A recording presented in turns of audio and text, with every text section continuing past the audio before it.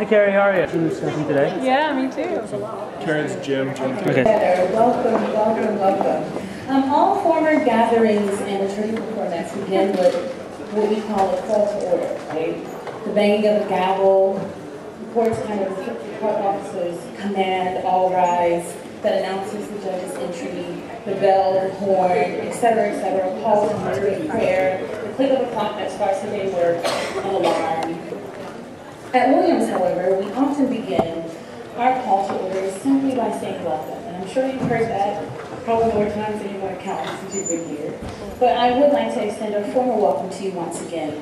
On this afternoon, what we're doing is we're having the third phase of what is called the first phase, and this is the intellectual engagement part. As we contemplate together in our separate ways, the themes and issues raised in our selection, Nickel and Dime, by journalist Barbara Ehrenreich. I am not Leslie Brown, which that may not mean anything to you all, but for everybody on the sides here, it means a whole lot. My name is Ron Manning-O'Brien, and I am an assistant professor of Africana Studies here at the college, and Leslie Brown, unfortunately, has taken ill suddenly, and so here I am to the rescue, but fortunately, the voice is not on me, it is actually on the panel for this afternoon. But I do want to say something really quickly about Leslie, because I think it is important, as she is an associate professor of history here at the college, and she's also the co-director, along with Sarah Bolton, of the Williams Reed Project. One of the things that's really important, you'll hear about the Williams Reed Project time and time again that you're here. Pay attention, because we're reading pretty interesting and critical texts that I think are shaping the way that we see ourselves, the way that we see the world, and the way that we see ourselves participating in it. So when you get those emails and you see all these slides and you get the free books, right? Pick them up, read them, take part in Williams Reads. And this time we've asked, and you've been asked, to read, to think, and to talk about a book that retrospectively and in a contemporary sense asks and engages critical economic issues that have absolute relevance and touch us all in some way. If this process was easy and fulfilling for you, we are absolutely thrilled about it. If this process was intense, produced a little conflict, a little disruption, we're also thrilled about that too. That's part of the process of learning and the liberal arts context. Information and ideas, sometimes familiar, sometimes unfamiliar, they rub up against our current knowledge in comfortable and oftentimes uncomfortable ways. That process through and through reshapes us. It makes us think again about who we are and who we want to be and who we should be. At the same time, we are strengthened by that resistance, by the ways that that disrupts the way that we tend to think about things. We can be strengthened by it, we can be moved by it, and we can be changed, fortunately, by each encounter. After this program, you're going to head off to discussion groups, and just a little caveat, you will meet your JAs outside afterwards, where you can discuss your thoughts and your ideas about the book and the issues that are raised today on this panel. Before I introduce today's program, I want to talk a moment, just for a second, about the point of Nickel and Dime, right? Where the author asks us to examine the life and the conditions and the experiences, the expectations, the aspirations of a segment of the American working population for whom it is a daily struggle to cover the cost of food, to cover the cost of shelter, for clothing, transportation, healthcare, etc. The federal minimum wage is $7.25 per hour.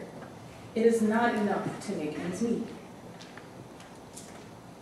One of the things that's really important about this text is it is, in fact, a history lesson. I'm not in particular a historian, but I have a great appreciation for history and the way that we're shaped by it and the way that we're informed by it. So today is Labor Day. There are some of you who could not actually eat your meal accordingly because one of the dining halls that was supposed to be open generally is closed. It's Labor Day. Labor Day traditionally ends the summer, but its purpose is truly to reorganize the contributions of the people whose labor, whose hands and work built this nation. The celebration of Labor Day, this kind of demand for recognition, emerged in the late 19th century during a period of history where one of the ways that capital and capitalists and capitalism were being strengthened by squeezing as much out of workers as they could in terms of time, in terms of energy, in terms of wages, and in terms of safety. The labor movement in America, which is a social, economic, and political movement, demanded important and consequential recognition. It was initially celebratory, a celebration of skill, a celebration of energy, and contributions of those who work. In those days, it meant the people who did the hands-on work, manufacturing and building and clearing and cleaning, were to be recognized for their skill. Like most things that have created real change in America, the labor movement was about reform, if not revolution, and human rights. In the case of labor, it was access to the basic necessities of survival, of food, of shelter, of clothing, and access to the means to achieve. For 19th century labor, that meant the establishment of a minimum wage that meshed with a basic standard of living. Historians often look at current conditions for minimum wage workers, and they note the losses. For 19th century labor, this also meant the establishment of baseline standards in safety and working conditions, employer responsibility, and eventually benefits, the right to health care and opportunities to invest and benefit from the profits of their labor brought to the companies for which they work. We still actually see many of these practices in place today. All of us work. All of us exert energy towards the completion of tasks. Some of us at Williams read and think and teach and meet, and talk and write and produce, but many more of us who work at Williams fix and facilitate and feed. So on this Labor Day, we are called actually to recognize and honor the labor of making Williams, the people who prepare and provide your food, find out their names, find out who they are, the people who clean your building and bathrooms, find out their names, find out who they are, the people who clear the paths you walk on and maintain the fields you play on, find out their names, find out who they are, the people who answer your phones, answer your emails, answer your questions, and otherwise provide arrangements and supports for us and for you in order to make Williams Williams. Find out our names, find out who we are. This then takes us to our panel. We've gathered 4 distinguished faculty from Williams, each of them nationally prominent scholars in their respective fields, and each honored for their abilities as teachers. Each have played notable parts in student learning experiences here at Williams, and each of them has been integral to making Williams a community. To my immediate left, we have Professor David Zimmerman. He's a professor of economics and is known for his work on labor economics, poverty and income distribution, economic mobility, and labor market discrimination. To his immediate left, Professor Wendy Raymond, who is a professor of biology, who is recognized for her molecular research on the evolution and function of transfer RNAs. Then we have Adam Falk. Oh, did I skip Charles? You know what? You're sitting in the wrong order. So you know. Sorry. I was like, you're not sitting in order. You're now following the sequence here. This is going to happen to you a lot this week. I promise. If it hasn't happened already. I apologize. Professor Dew. This is Professor Charles Dew, who's professor of history, and is an expert on the American South, and more specifically on labor, slavery, and secession. Then Skippy. That order is really interesting. Adam Falk, who is the president here at Williams, professor of physics, and a theoretical physicist whose research focuses on elementary particle physics and quantum field theory. We've asked them to reflect on their reading of Nickel and Dime and to share these thoughts with you. Professor Zimmerman is going to begin with a short presentation, but let's give them all a round of applause.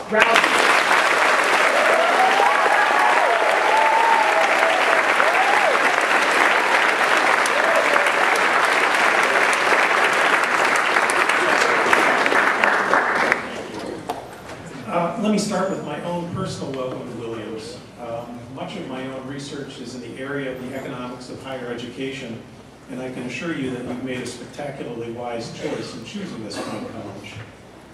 It's a real pleasure to have the chance to talk with you about this genuinely provocative book.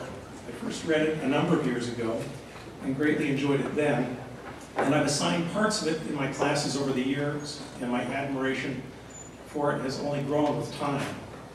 I'm going to take just a few minutes to provide some context for the book, to lay out a few of its themes, and to offer a few of my own thoughts on some of the author's recommendations. This book is a powerful exercise in empathy. It forces us to confront a variety of questions about how well our society is functioning.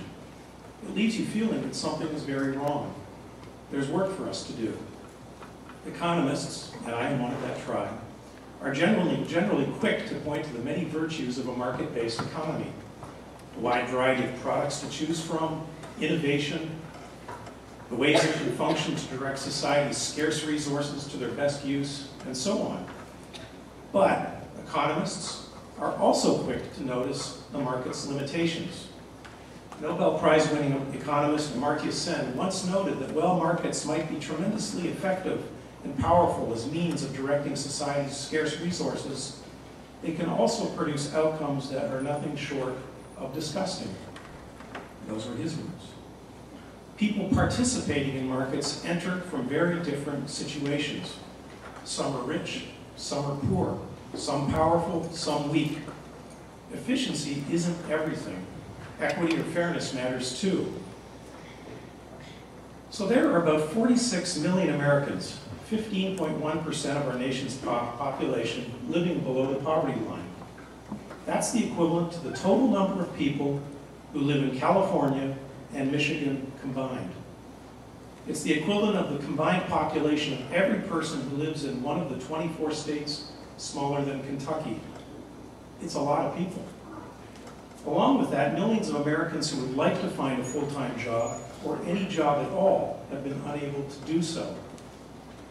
So, what do we do? The formula that seems quite natural is the following. To reduce poverty, you create jobs. You generate economic growth. To generate economic growth, well, there things get a bit trickier, unfortunately. Do you create growth by supply-side tax cuts and deregulation, or by Keynesian demand-side stimulus with spending on R&D, infrastructure, education, etc.? We can argue this point, but you get the idea. Importantly, Ehrenreich shows us that jobs often aren't enough. She was writing in the context of a major change to our welfare system that occurred in 1996.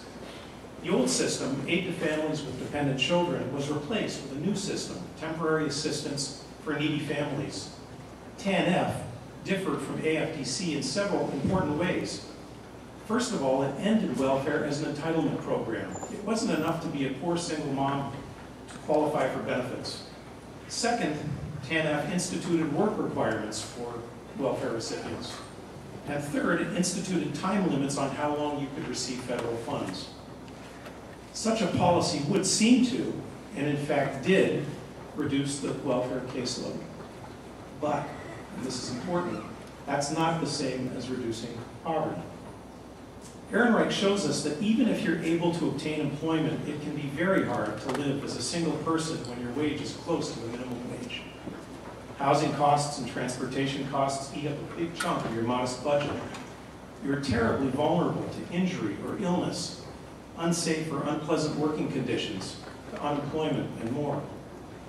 Further, and I think this is interesting, she argues that the nature of low-wage work, the subservient role you play, the unfair or arbitrary treatment, sometimes demeaning and discriminatory treatment you experience, the lack of opportunities to advance on the job, it can change you.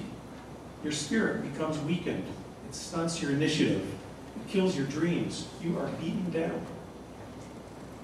All of this worsens, of course, if you're without family or friends nearby to help. Or worse still, if you have children who need your support, both financial and emotional. In short, it's a mess. As a free agent in a capitalist democracy, your bargaining position is, well, as my 12-year-old says, it sucks. The way we see the poor in our lives or in our imaginations has a profound effect on the kinds of public policies we might endorse to address the problems of poverty. If we imagine the poor as, if our image of the poor is one of lazy bums, cigarettes dangling from their mouths, 6 packs of beer in the fridge, free riding on the tax contributions of hardworking Americans, it's not surprising that we'd support slashing their welfare benefits and telling them to get a damn job. But is that a good depiction of the poor, or is it just a convenient caricature? What about honest, decent people who face unexpected hardship? Lost jobs and high local unemployment rates created by the downturn in the macroeconomy, or jobs created by policies our country has adopted to open borders to international trade, injury, disability, sick children, marital dissolution. You can go on and on. Often the poor are not them, they are us. The Great Depression of the 1930s made that crystal clear and resulted in the creation of many important social programs that provided a safety net to capture people who were blindsided by misfortune. Similarly today, during the Great Recession, we see that sometimes individual initiative is not enough. We see neighbors caught in a major downturn that was not of their creating. Indeed, there are about 10.5 million working poor. They comprise about a quarter of our adult poor population. And of course, these adults often have child dependents. So what do? Ehrenreich wants us to rally the unions, organize and demand fair treatment, better wages, better working conditions, a voice in how our day is constructed. She'd also endorse a living wage, something of a minimum wage set at a level that lets people attain a standard of living that's decent. Almost certainly something above the poverty line and above what a minimum wage would provide. But, dismal scientist that I am, I can't help point out that unions have been declining for the last 50 years. This decline is connected to the decline in manufacturing in our country, historically a source of opportunity for less skilled workers.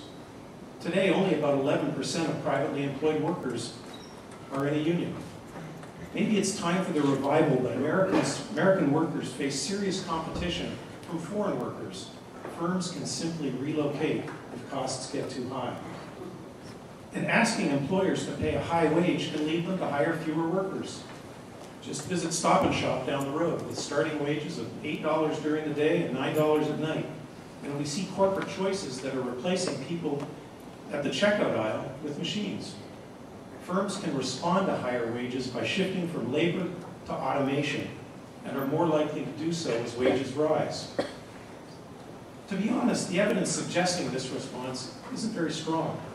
Minimum wages have slid in real terms over the past 4 decades, and I suspect that increases in the minimum wage to real levels akin to what we had in the 1960s would simply reduce corporate profits.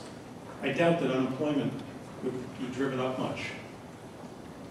All of these issues are, of course, embedded in a world where global competition and technological change have taken off at breakneck speed and have worked against low-wage workers.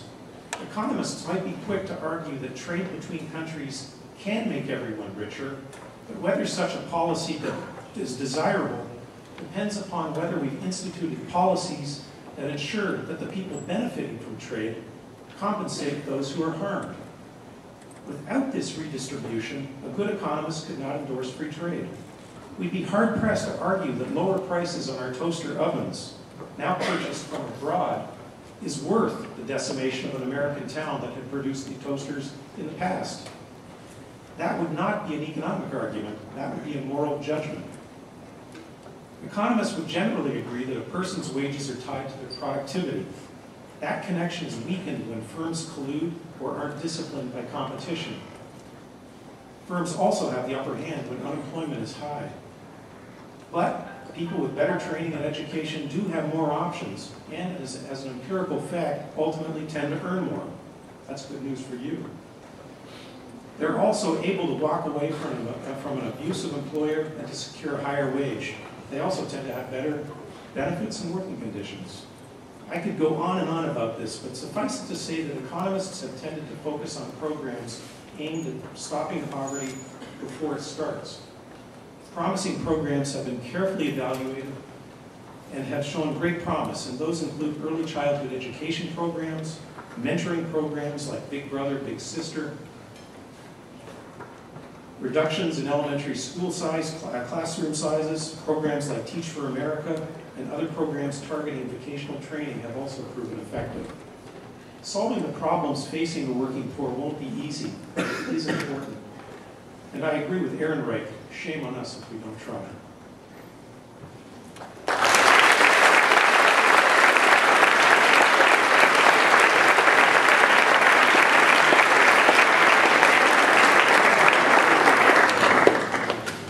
It's great to be here with the class of 2016, right? Yeah.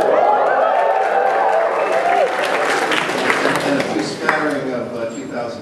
17, all right? You JAs scattered around the room. Love your JAs, that's my message to you today. They're worth their weight in gold. I'm a historian, and I approached Ehrenreich's book both as a citizen and as a historian. And the phrase that stuck out to me, the one that really resonated with me, was a brief comment she makes in the middle of the book. It's on page 117-18. She says the poor have disappeared from the culture at large, from its political rhetoric, intellectual endeavors, as well as from its daily entertainment. The poor have disappeared. It didn't used to be that way. And historically, Williams College has played a role in making the plight of the poor a concern, not only for themselves individually, but for our culture and our country. And I want to talk about two of these Williams grads to start today, because I think they are worth thinking about. And it doesn't hurt you to know something about the entries where you're living. For example, anybody here in Armstrong? Okay, good to hear that. Named for a man named Samuel Chapman Armstrong, Williams class of 62, that's 1862. Samuel Chapman Armstrong, 62. Son of Protestant missionaries to Hawaii. Came to Williams, graduated with honors in 1862, joined the Union Army, rose from the rank of captain to colonel, and commanded a regiment of USCT, United States Colored Troops. He led African Americans during the Civil War, not something a lot of white officers wished to do. But Armstrong, again, the son of missionaries who believed in the gospel, in the fullness of the gospel, thought that the former slaves were worthy of his consideration. He went south after the Civil War, and he founded Hampton Institute. It's a place some of you may have heard of. He founded it not only to educate the freedmen, the former slaves and their children, but Native Americans as well. And he gave his life, essentially, to education and to try and improve the economic conditions of the poorest of Americans at that moment. The new Americans, the freedmen, and the Native Americans who had had such a horrific history in this country. Samuel Chapman Armstrong is somebody worth thinking about. So is Washington Gladden, class of 59, again, 1859. Gladden's name will become well known to you because Gladden wrote the Williams alma mater, the Mountains. I carry a copy with me at all times. You should too. Learn the words. No, you don't have to, because they're printed on every commencement program, every convocation program. I think I know 2 stanzas. When you see Washington Gladden's name at the bottom of the mountains, think of him not only as a composer, undergraduate. He wrote it when he was a student here in the 1850s. But think of him as a leader of the social gospel movement in America. He was an ordained minister, and he came to believe that Christ's message should be carried into the marketplace. It wasn't enough to worship on Sunday. You had to carry your ministry down where people lived. And he argued that industrial capitalism was in need of reform, and that the Christian message, the Sermon on the Mount, the Beatitudes, that these meant something in industrializing America in the late 19th and early 20th century. And he was a founder, as I said, of the social gospel movement. What did that mean? You needed to regulate industrial capitalism, he said. It wasn't enough to let the market do it itself. He believed that something like greed could motivate people. It wasn't enough to leave workers and consumers at the mercy of the marketplace. It was up to the government to provide some sort of discipline, some sort of regulation, some sort of way in which the poorest of the poor could find an advocate, could find a source of protection. These are just 2 Williams grads from the 19th century. But I think they are worth thinking about because they didn't see the poor as something to ignore. They didn't see the poor as something that had disappeared. Just the opposite. If you get into the late 19th, early 20th century, you see a man like Jacob Riis, who wrote a book called How the Other Half Lives, Studies Among the Tenements of New York, talking about the housing conditions that immigrants from Asia, from Southern Europe, and Eastern Europe were living in New York City. And his expose helped to spawn a whole series of reforms that were part of the progressive movement in this country. And he wrote a book, and people read it and thought, it's time to do something. If you move forward to the Depression years, Franklin Roosevelt, 1/3 of our nation, he said at one point, is ill-housed, ill-clad, and ill-nourished. 1/3 of our nation, ill-housed, ill-clad, ill-nourished. Any of you read John Steinbeck's Grapes of Wrath? Probably haven't read Walter Agee's Let Us Now Praise Famous Men, which is a nonfiction look at the poor in rural Alabama during the 30s. Writers were interested in the poor. Fiction writers, nonfiction writers. The University of North Carolina Press, our president's alma mater. I just pulled these three off my shelf this morning. These Are Our Lives by the Federal Writers Project. Sharecroppers All. Here's a book called Mothers of the South, Portraiture of White Tenant Farm Women. These were published by the University of North Carolina Press in the 1930s. They were still in print when I began buying books as a historian and was going through the UNC backlist. I've read these books, and they're powerful indictments of the culture that these poor are forced to live in. Documentary photographers, Dorothea Lange, Walker Evans. These were people who were bringing what Ehrenreich says has disappeared into our culture and into our living rooms, if you will, in the ways that people were made alert of issues like poverty in the 1930s. Lyndon Johnson in the 1960s declared a war on poverty, said it should be a national commitment. It was truncated by the Vietnam War, but we got Medicare out of the Johnson administration. We got Medicaid, healthcare for the poor, out of the Johnson administration. These were major domestic reforms pushed by a president and a major political party and addressed at exactly the issues that Ehrenreich was talking about. So what happened? Why did the poor disappear? I don't have a hard and fast answer to that, but I do have some thoughts. And one of my thoughts goes back to a book that I read when I was an undergraduate at Williams back in the 50s. That's a long time ago, but I was here then. And one of the books I read in one of my history courses by a historian who I've come to admire a great deal, a man named David Potter. And the book is called People of Plenty. And it was an effort to try and explain American national character. What made us who we are? What made us Americans? And he came up with the suggestion that what had really formed the American national character was material abundance. The fact that from the very beginning of the European settlement of this country, we had had unprecedented amounts of resources available to us: land, timber, iron, coal, oil in the 20th century. We were a people of plenty. And since we had this material abundance, all it took was hard work to get yourself up into the middle class or beyond. We had it all.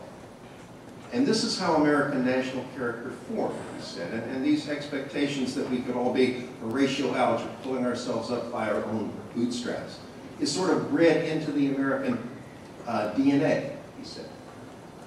Part of our gene structure. How did we do that? How did we make this wealth and this abundance available to everybody? It was through the engine of economic growth, something Professor Zerosum was referencing in his paper. We would grow an ever bigger pie. And since the pie was always going to be growing, we could take a slice out for the poor. We could take a slice out for a social safety net, and yet the middle class could continue to expand. Well, we know that these expectations of economic growth have become tempered. And we have seen since 2008 the most severe economic dislocation since the Depression. And we have seen the poor, as Aaron Wright says, largely disappear from our political record. Why does that happen? I think because Americans increasingly see our economy and their place in it as a zero-sum game. We're not growing. We're not expanding. We're not creating that ever bigger pie. If we're going to give to somebody, it's going to come out of my pocket, not out of the material abundance that we're exploiting to grow the economy. And the stereotypes, welfare queens, deadbeats, slaggards, people too lazy to work. These became part of our political culture as well, and were used as economic descriptions of the poor for political purposes. But they came at a moment when people were worried about their position, worried about their income, worried about their economic status.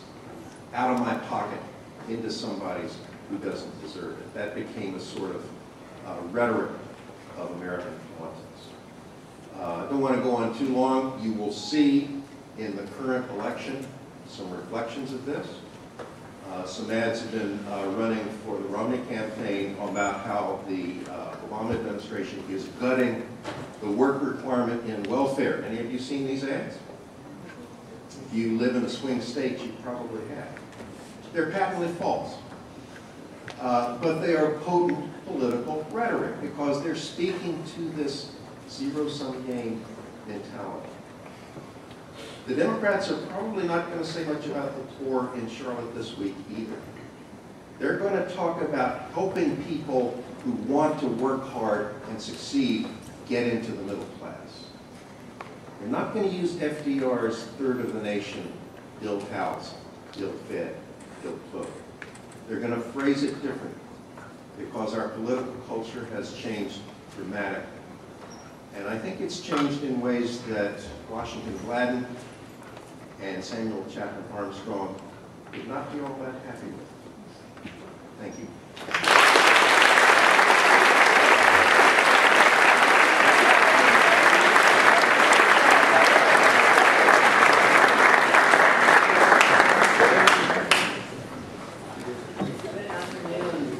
Wow, it's already a lot to think about. Maybe that's all I should say.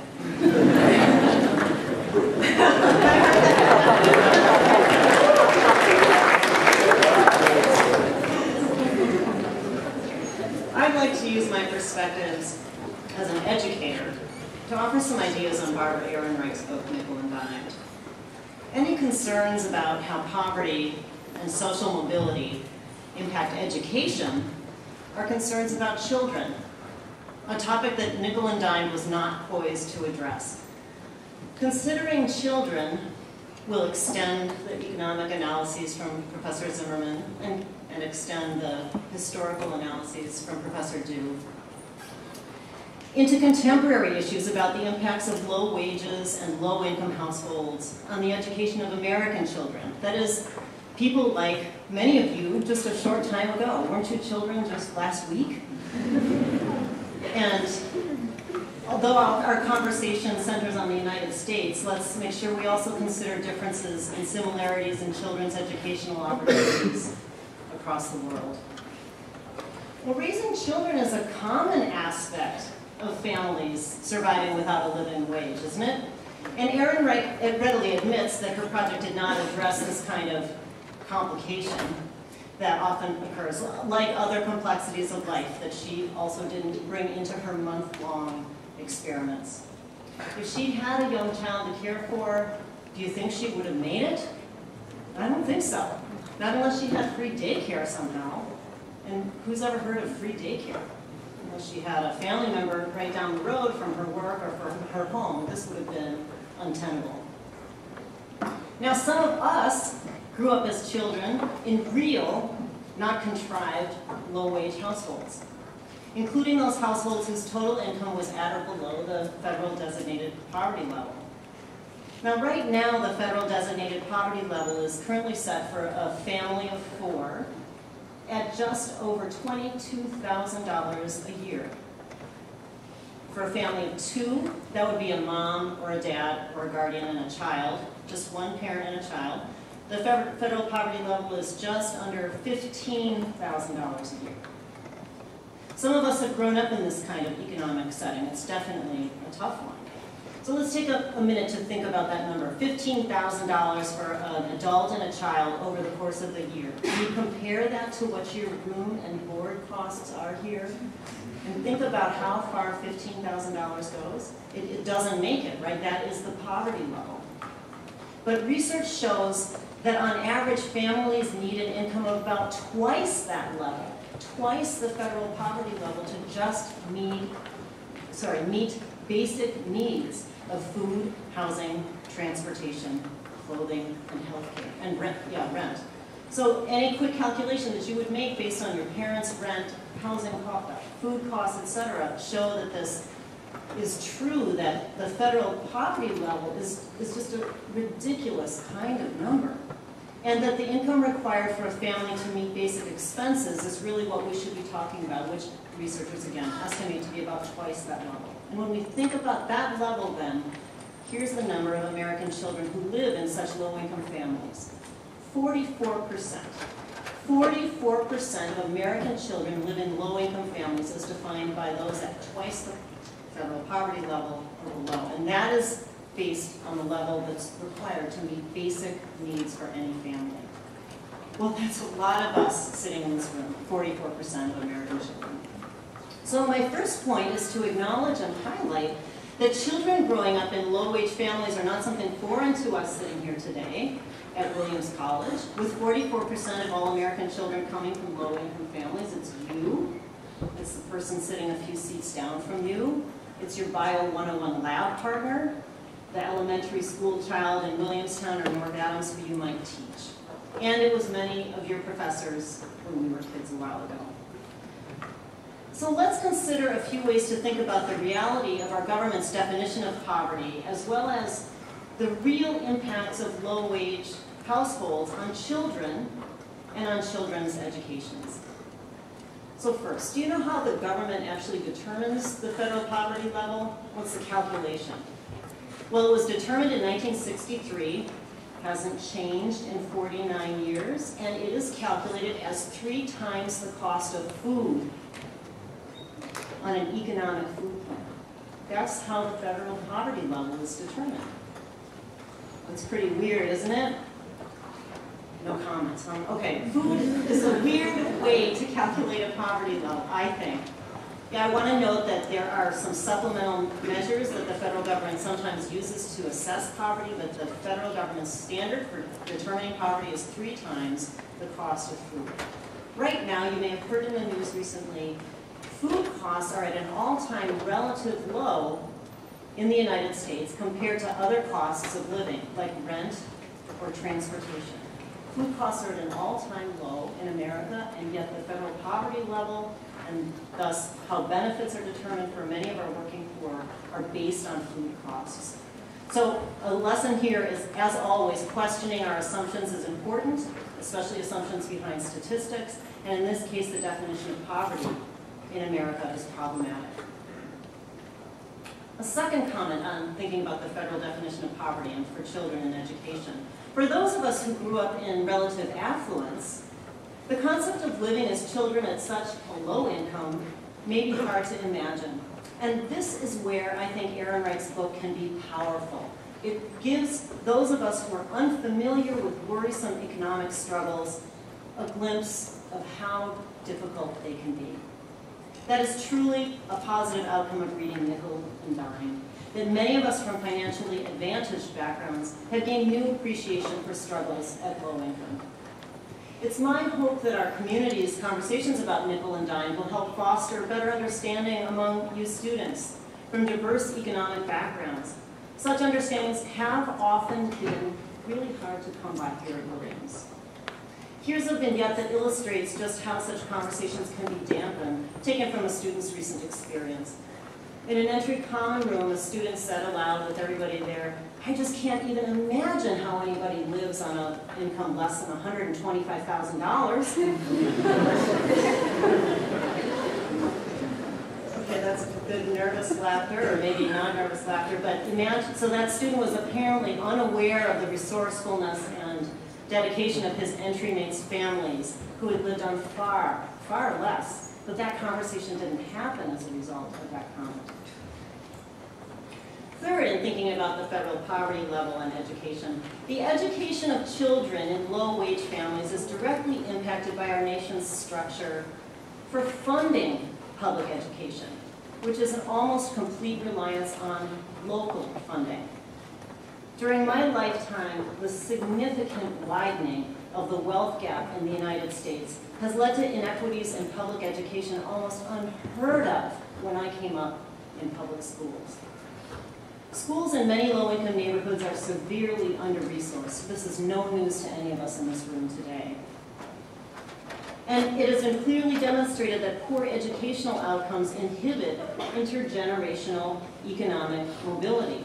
So we are talking in part about economic mobility for individuals here, but we're also talking about intergenerational economic mobility. How can I make things better for my children and my grandchildren by what I'm doing here? And the way we fund public schools and the difficulties that children have in under-resourced schools make that intergenerational mobility difficult. And yet, of course, those of you from under-resourced public high schools know all about the exceptional teachers and the exceptional graduates that these schools produce. Some of my Williams students have reported that in their high school biology class, they colored in Xeroxes for biology all year. Or they didn't have a real biology teacher that year, they just had an army of substitutes come through, one after another, so they never learned any biology. Those students thrived at Williams College. Here's another vignette that exposes how I hope that past Williams students' experiences might not extend into your experiences, in part because you've spent some time thinking about the issues raised in Nickel and Dime. In an entry icebreaker, you all have done those, right? Students were asked to step in the circle if they'd gone to public high schools. And then students were asked to step in the circle if they'd gone to private high schools. My student was the only person in his entry who'd gone to a public high school. What was the point of this exercise? He wondered. And how did it allow students to get to know one another? Instead, why wasn't the prompt something like, step into the circle if you had some fantastic high school teachers? Or step into the circle if you liked high school better than junior high school? I don't know what, some question that actually tells you something about the people you're trying to get to know. This year, with our consideration of Nickel and Dimed, I hope you all might be willing to go well beyond such icebreakers to meaningful ways to learn about one another. And I know you're on those journeys.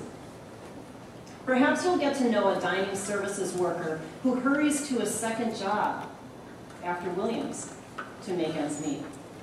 Perhaps you'll decide to teach through one of our programs in elementary schools in North Adams in order to increase those kids' exposure to somebody who's gone to college. Perhaps you'll understand a little bit better why that Stop and Shop cashier looks so exhausted. Perhaps you'll be a little less afraid of differences in economic backgrounds that your friends have experienced, whether here in the US or abroad, no matter which part of the spectrum of economic experiences they come from. And you'll be a little more interested in really learning about how, so far, those circumstances have made your friend such a great person. Together, you are on the brink of making a positive change in your world. Thank you.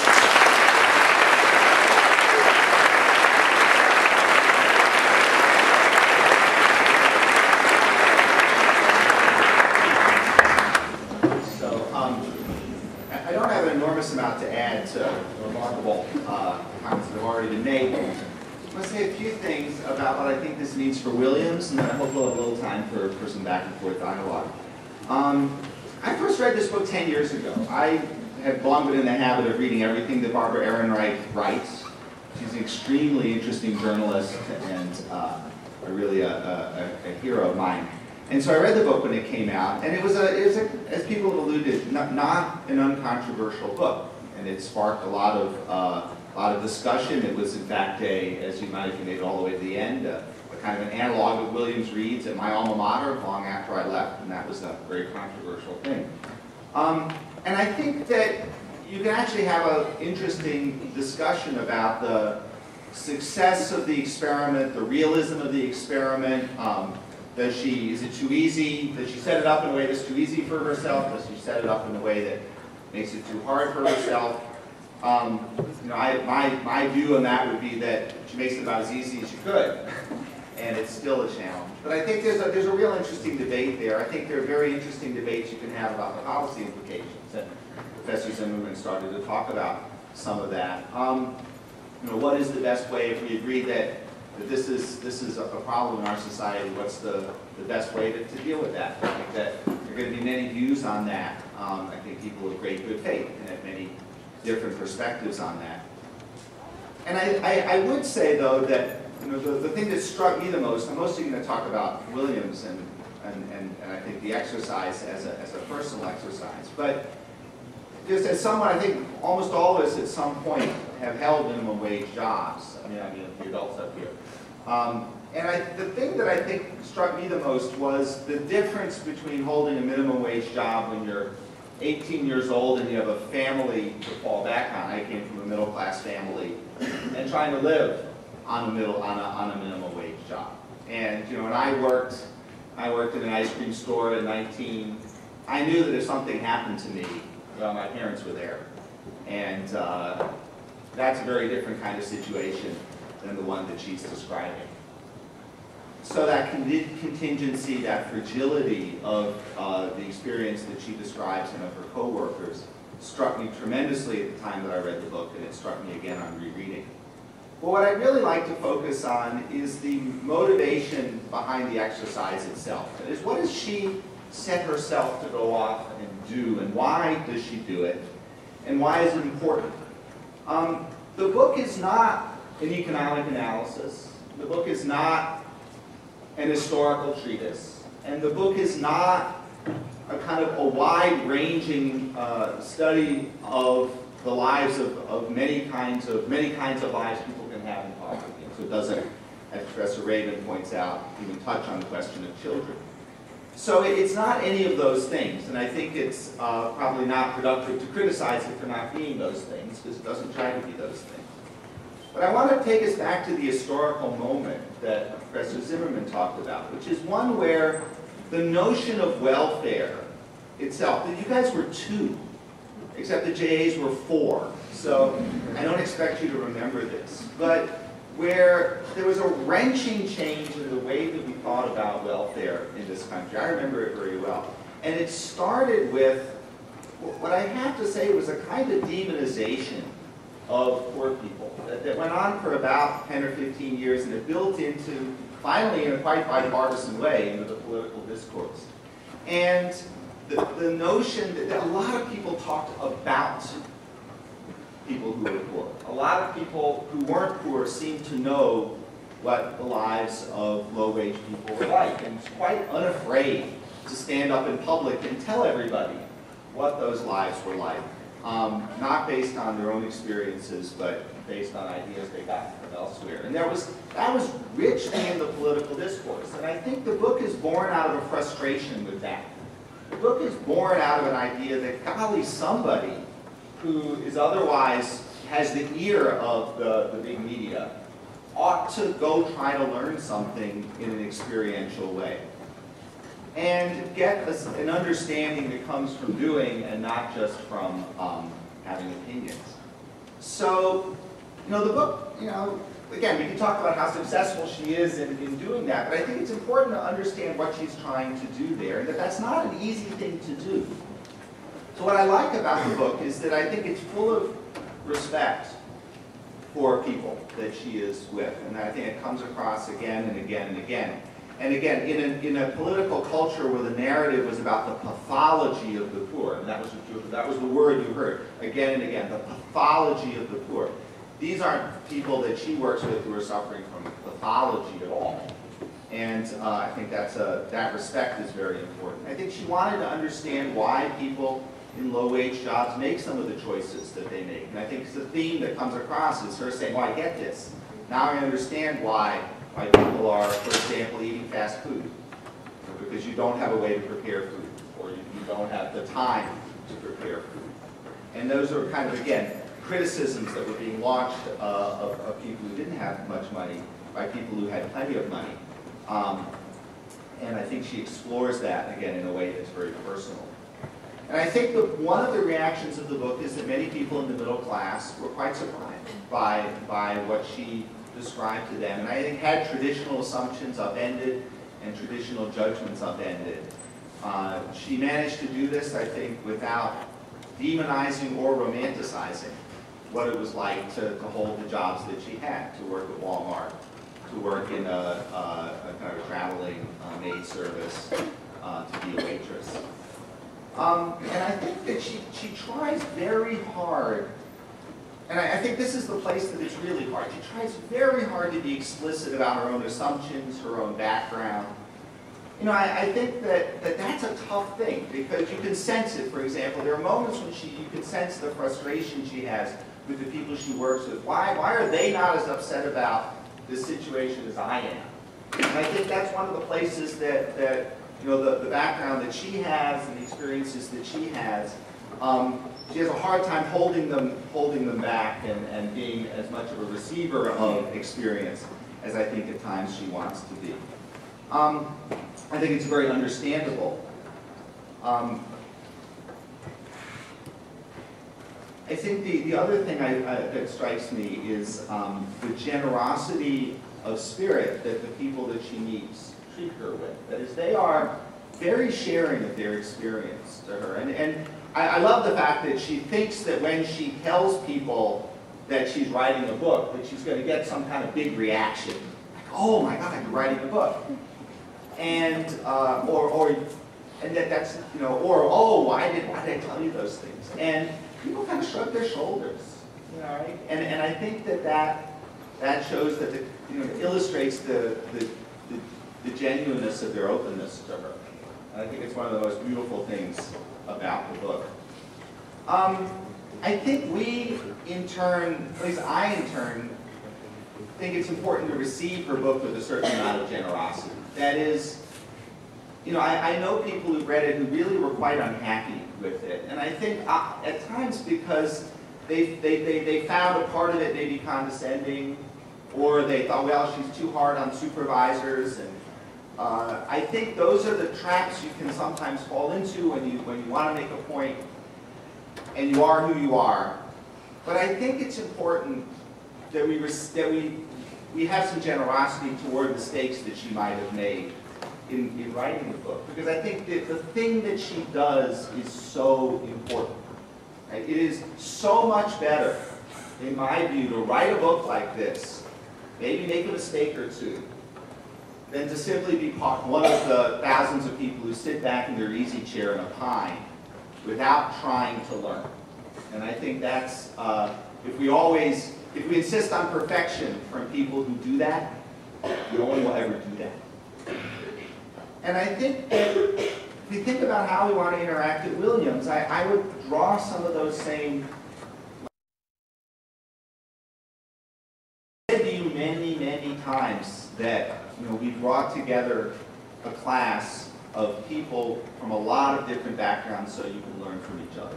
We really, really mean that. The opportunity that's presented by the diversity of people in this auditorium here, with these bright lights, I can see about 30 people, but I know you're out there. That opportunity is one of the great opportunities of being at Williams. It's not to make your fellow students objects of study, but to genuinely open yourself to learning about, there's 550 of you, the 549 other worlds that people bring to the campus. And it's important for you to share yourselves with each other. And that doesn't mean divulging your dark secrets, but it means being genuinely who you are with each other so that you can learn and so that you can experience in a direct way the diversity of experiences that you bring here. But it takes a generosity with each other. It takes a willingness to tolerate a few mistakes on the part of each other. And the more we can avoid judging each other for maybe missteps in attempts to reach out the better off we'll be. So be generous with each other, and then you'll get the most out of the remarkable opportunity that we have here. And I would echo what Professor Wade Raymond said. That's not just 550 students. There are 1,000 people who work here. I mean, 2,000 students. There are 1,000 people who work here, and they're all part of the community. Everyone is part of the community equally. I think Zimmerman used the word empathy. I was going to close with that too. I think we need more empathy in our society. And empathy comes from the Greek, em, meaning in, and pathos, feeling, in feeling. It's the ability to understand and share the feelings of others. And if that's what this book is about, an attempt to understand and share the feelings of others, it's a great way for us to start our year together and to think about how we can model all that here at Rhodes.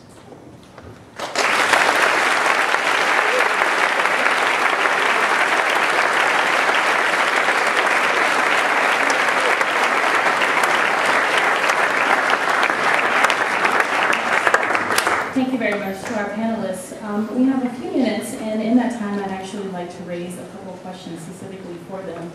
My first question is most explicitly directed to you, Professor Zimmerman and Professor Dew, because you both raised questions about these kind of stories that are a part of our national identity, whether it's getting into the middle class, the notion of rags to riches, or this kind of bootstraps ideology. I'm curious whether or not the two of you think that those aspects of national identity not only continue to be relevant, but are they viable ideologies given our current context? I guess the question there is, can people really get ahead? Are they trapped? And when I was a young graduate student, this was a question that really captured my imagination. I wanted to know really to what extent does a person inherit their position in the income distribution? Could you walk over to the North Adams Hospital and look at the car that the family drove when they were having the child delivered and predict the child's income in the future when they grew up? And it seemed to me it would be an awfully sad thing if you could do that with any precision. Answering questions about intergenerational mobility are harder than you think, and they might make you start to appreciate some of the more mundane tasks that social scientists engage in. We have to put together data sets following parents and children essentially over their lifetime. And that's hard to do. That takes a consistency in the work to gather the sample and the funding for gathering the data and so on. But at the end of the day, once you do that, you can start asking questions like how much mobility is there in the United States and how does that compare to other places? I won't go on at length about this, but I think the Horatio Alger story, the rags to riches story, is really kind of a glass half empty, half full sort of thing. Yes, people sometimes and often transcend their modest beginnings, but often they don't. And there's really more and more evidence that mobility in the United States doesn't compare that well to other places. We tell ourselves that we're a thriving, dynamic economy, and in many ways we are. Yes, there's lots of inequality. This isn't a caste society, but in fact, the link between parents' income and education and their child's economic outcomes is higher in the United States than it is in the United Kingdom, France, Italy, Canada, Denmark, Germany, Sweden. I can go on. I'm Canadian. I apologize if it sounds like I'm promoting my own country, but it's rather surprising to think that that would be the case in a country that really does pride itself on the idea that anyone can get ahead. The world is an oyster, and so on. So I think the notion of equal opportunity is one that a lot of people advocate, but we have a long way to go before we fulfill that objective. And I might add that the decline in opportunity has really tracked the ramping up in inequality that's begun for the last 40, 50 years. Inequality began rising in the 1970s and has really ramped up during the last decade. And the decline in mobility has sort of moved hand in hand with that phenomenon. I think we are still a land of opportunity, but I think there are improvements, dramatic improvements that need to be made. We are still a magnet for much of the rest of the world. Look at the numbers who wish to immigrate here to take advantage of what we offer. I do believe that education is critical in giving people opportunity. We don't profess to support equality per se in this country. Opportunity is the word we always link with equality. We have this sort of inbred notion that a level playing field, not a leveling itself, is the American way. And I think that is important, and I think historically it still holds. But I do think we need to think deeply about where we go as a people. I'm worried, frankly, about our political culture, which seems to be increasingly toxic and unable to respond to issues like poverty and inequality and opportunity.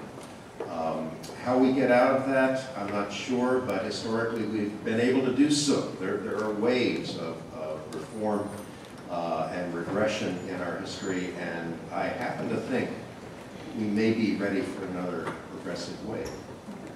I hope so. I'm revealing my Jeffersonian optimism here. But looking at it historically, when we've reached the point collectively that we have right now, we've seen in the past to have generated reform movements and leaders who have helped us get back on the right path. To close the panel, I'd actually like to do something that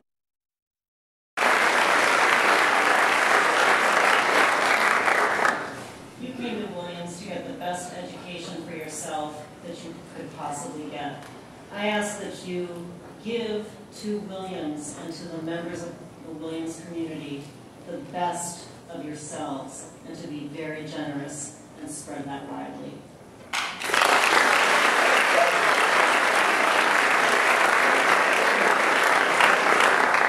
I should have gone first. I don't have much to add to that. See the people around you as people. See the people around you as people. And I think that's the lesson of the book. And I think that's the thing that I want you to take in the next 40 years.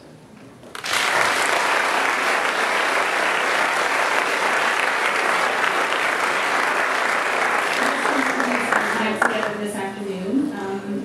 As I said earlier at the beginning, file now and your JAs will be waiting to take your visa.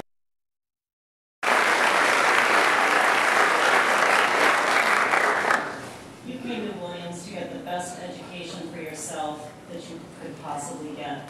I ask that you give to Williams and to the members of the Williams community the best of yourselves, and to be very generous and spread that widely.